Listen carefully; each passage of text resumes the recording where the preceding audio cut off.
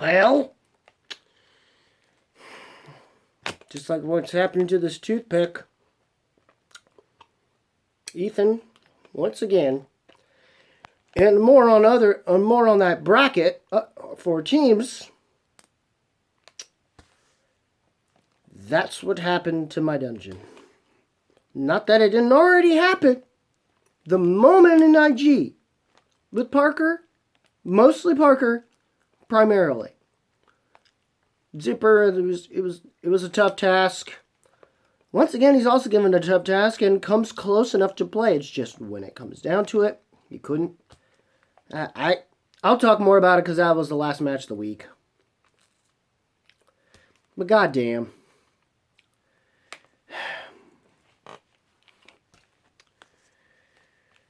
I've said as much about the Ethan one, about that match during the Dungeon Master Reacts thing that I have on the Dungeon page. Please check it out, if you will. And I need a companion. Here's my little buddy. Old little trapper. Old little trapper. I'm gonna need you a lot, buddy. Just my dungeon ain't coming through. And with the way the teams bracket, it's just not happening. It's just not happening. And it's making me very, very angry. It's making me very, very, very angry. And very numb to a lot of shit in life.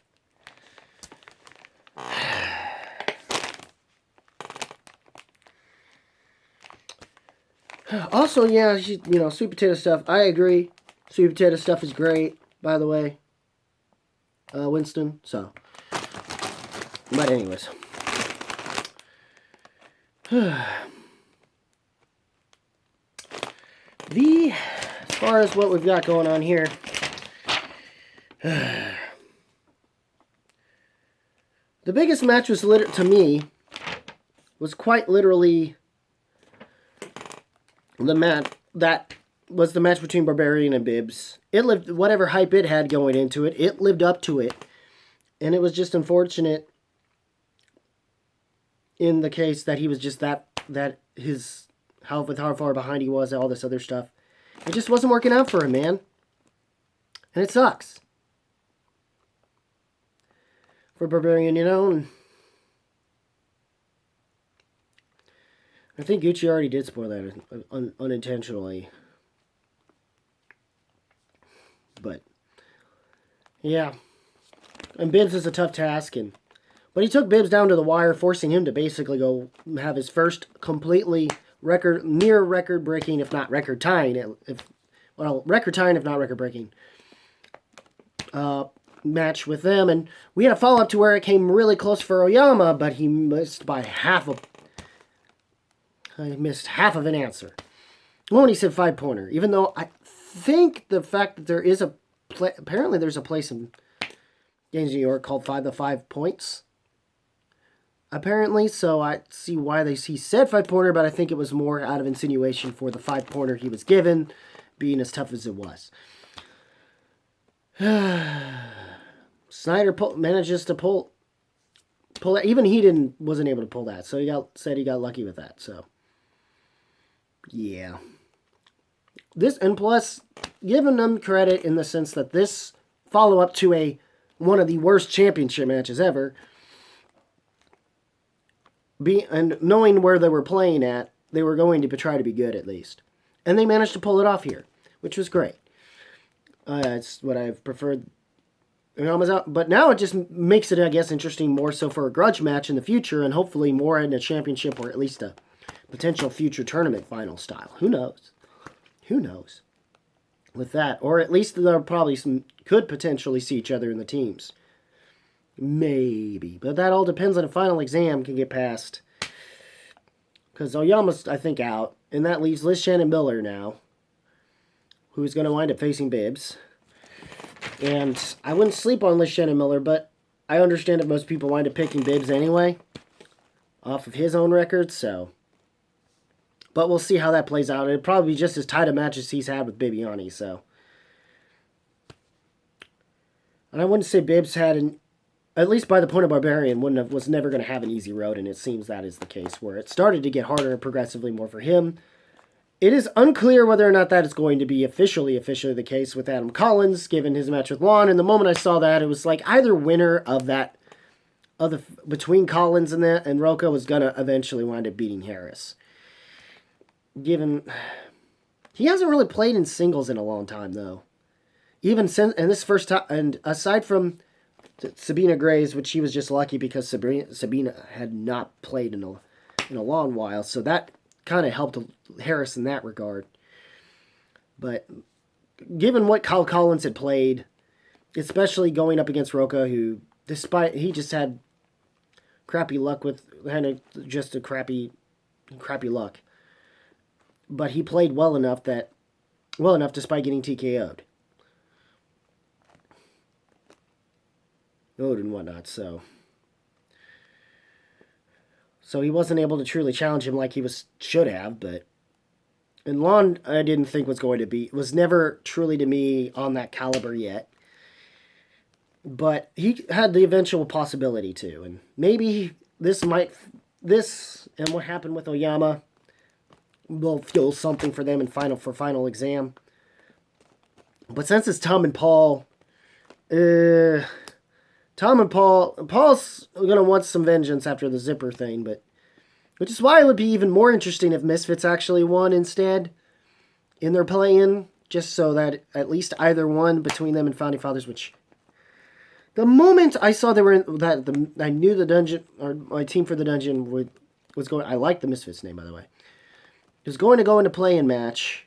It's Witching Power, which sucks because I would have liked to have seen Healy and them go a little further, but the fact that to put them there meant they were never going to. Or if they were, that either team is not going to have a fun time having to go up against Founding Fathers, who are itching for a win right now. Even more so just the exchange in general. But the Misfits need this way more, and everyone, and I saw a poll, everyone is basically like, to the Misfits. Even I'm at this point starting to understand why, but God, I want. But honestly, after the match with Ethan, are you sure? Despite the 5-pointer bullshit, which has always been an issue with him. But it was also for Bibiani, and he eventually got over that fucking hump. So will Zipper.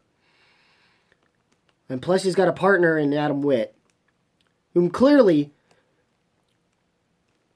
even though he hasn't played in anything but Star Wars this year, and it's been a while since he's done something in teams, since he's partnered with Paul Preston. So, and I want to see him go, and I want to see how they do.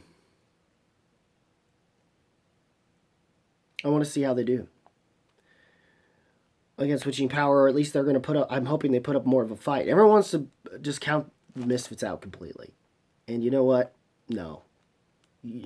Like hell, I want them to prove me wrong, given what my bracket's going to wind up turning out to be. I'll make a wish list bracket, though. That's definitely going to be put in the dungeon, I'll tell you that. But yeah, I understand if most people are thinking it's either Founding Fathers' deception, or more likely Founding Fathers, or probably more so Founding Fathers odd couple. So, but I get that all depends on the Adam Collins thing. I think there's a chance they could go up against them, but I don't know. Odd couple's a little. I think that all depends on how he comes off of the round 3 with Mark Riley. I don't know what's the next match is coming up, since now this is finally after round 2. We're back to normal Thursdays and Friday matches, so I'm going to have to find a way to try to upload Saturdays for me. Have them up then, or it's going to be back to Mondays as it used to be. So just to let you know for scheduling purposes. And God, I also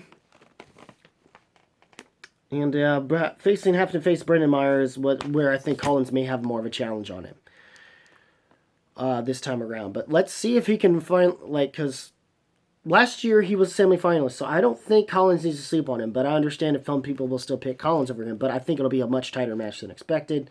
Same could be said for Lashana Miller and Bibiani, but then there's Snyder Riley, and then Tom and Ethan Irwin, which Ethan has more of an axe to grind, so.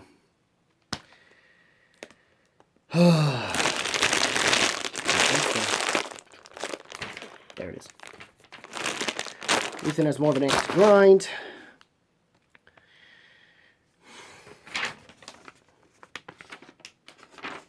Against Tom. But Tom's issue may be more so what's happening with how things barely turned out the way that they did. How it could have screwed Jader more and made it less possible for him to answer all his third round questions in his case. So, yeah, it was just with what happened with that, and Tom just managed to get by because all he had to do was answer 2 and his 3 just to win the damn match. Might have been able to with the 1 point thing prevent it, but I think it wouldn't have, given how a match played out. I don't know that whole issue with what happened with the Sin City question was going to matter. So, but yeah, this tournament's getting crazy. But anyways, what did you guys?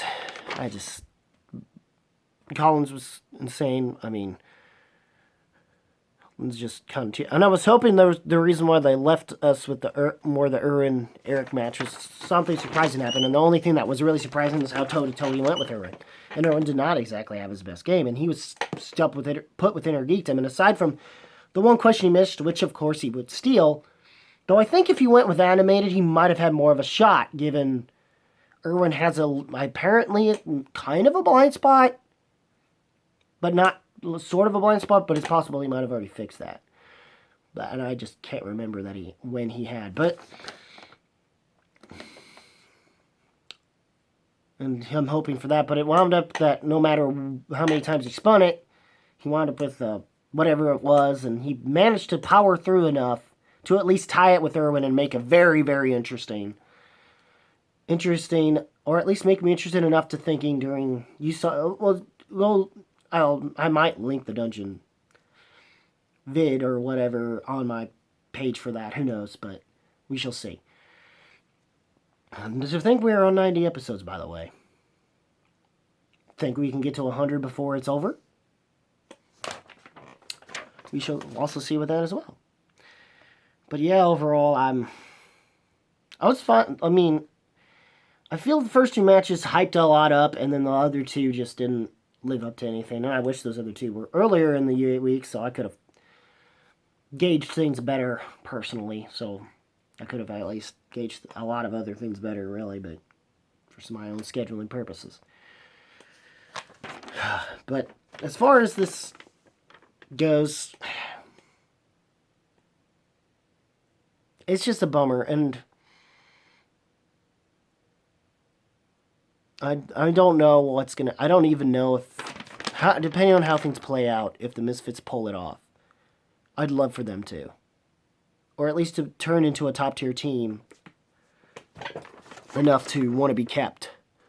But I would also venture to say that by doing so, it would lead to it's a possibility that maybe, depending on how things go with this team, and their performances, more likely I think he'll want to keep Zip.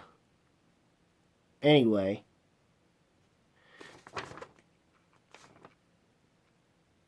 and try to hopefully keep Smets, and unless he decides to just keep Parker for some reason, and then I don't know what to do about Smets, but it's gonna be a crazy one.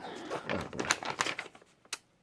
But anyways, I'm still hoping Smets and Kaiser are still gonna be thing, and that's like freaking, who ain't talking into his ear. That the big guy upstairs, the big guy running things ain't talking to his ear to go against the idea of keeping him. Because I want to see them finally make up for what happened, because I just don't know about seeing a newer dynamic from them or not.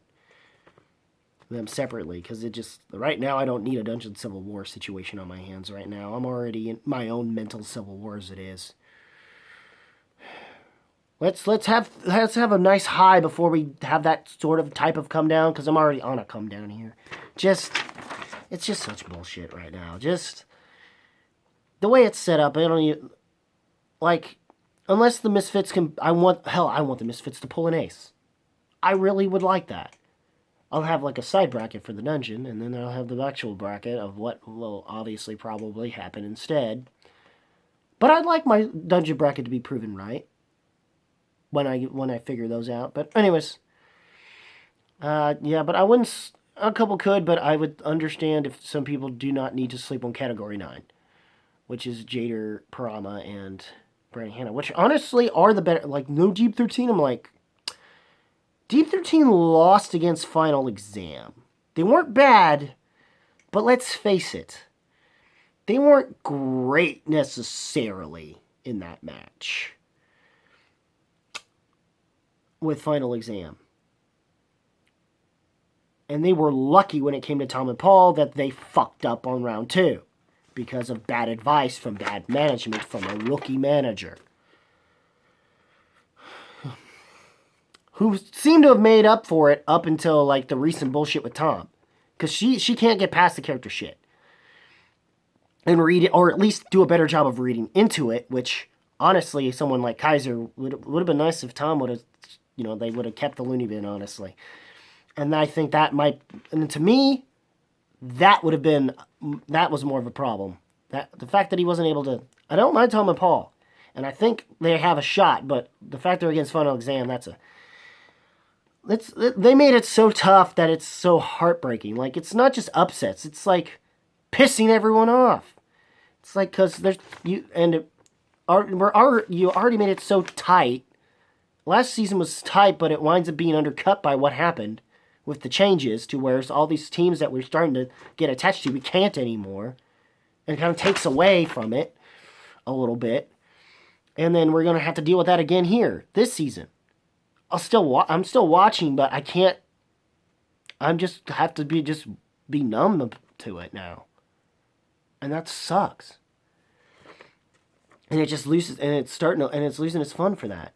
Which is why all I nearly need is to see things change back to what we had before in studio, and I'm hoping that we do get to start out that next season in studio immediately, because that's what we need. And I'm getting tired. If you can't tell, my voice is fucked right now. Because I miss, because of how much I've had to shout and scream, just,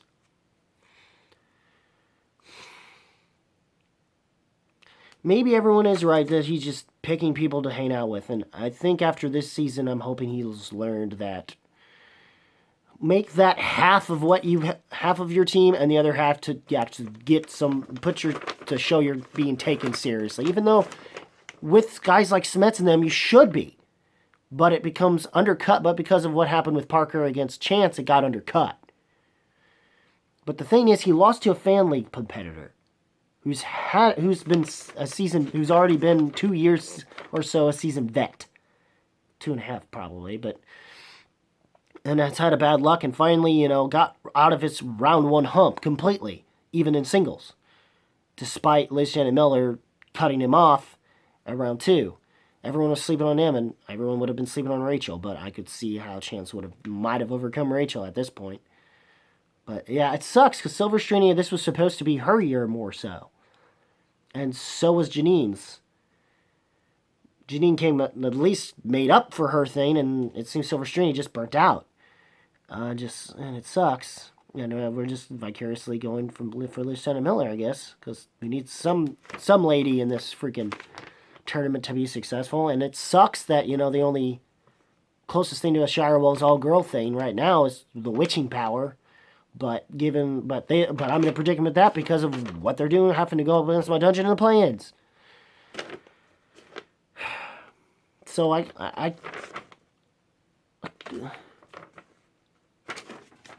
you... I'm tired of this rock in the hard place bullshit you're continually putting me through, Christian. I'm still loving the Schmoedown, but not enough to... This isn't a season of upset. It's a season of heartbreak. And I'm kind of done dealing with heartbreak, man. Yeah, I'm still gonna do this. Because for me, what else is there? I don't have band. I don't have nothing. I'm sure I have my nieces and nephews, but I just don't get along with them. And I have my nieces and nephew. I have some family, but I just don't get along with them anymore because they've broke mine before this.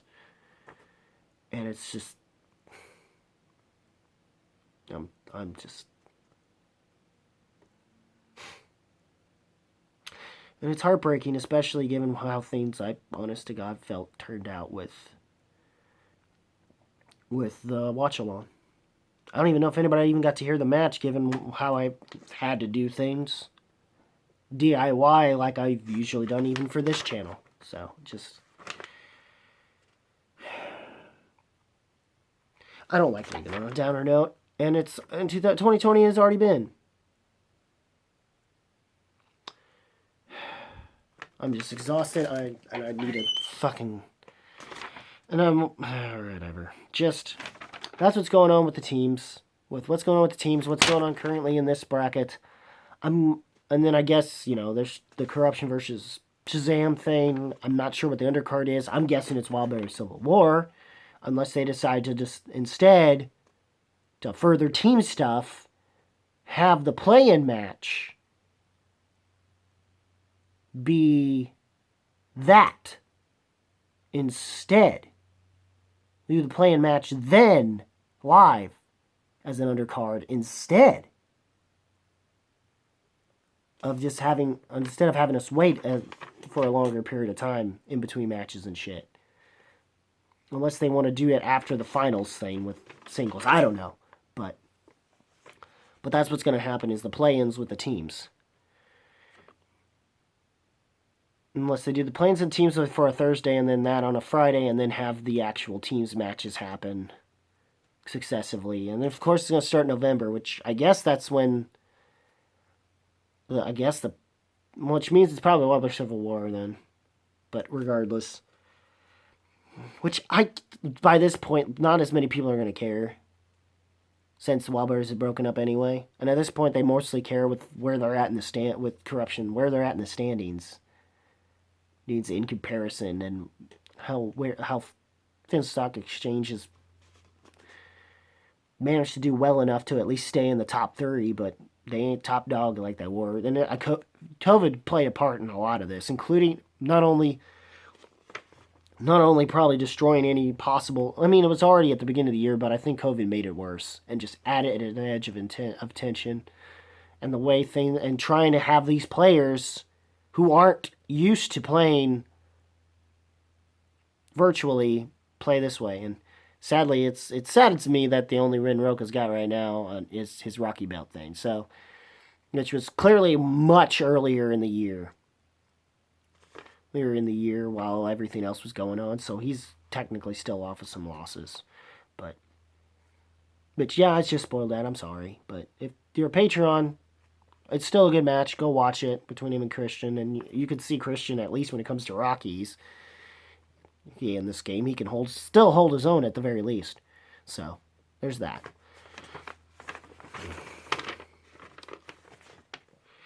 But yeah.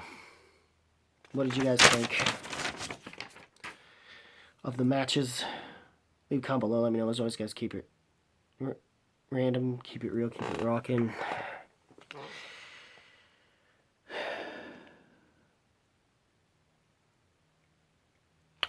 If you smell, movie true Schmoedown, Schmoedown rocks, and yada yada yada. It's cooking. Yeah, I'm not even enthusiastic right now. Why?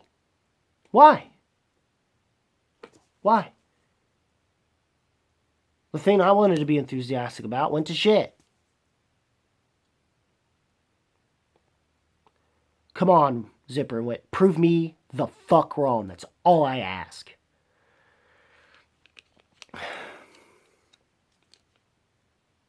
And do the same to every other motherfucker that has you low in the polls. It's just heartbreaking. I can't do any form of cleanup for this bullshit. It makes me very sad. Makes me very sad.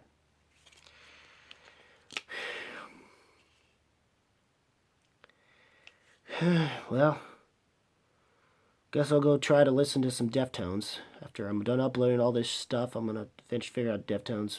Don't know if I think yard mowing is done for the year, but I don't even know about that. I'm hoping to God not yet, because I need some extra fucking cash. Jesus Christ. But anyways, take care.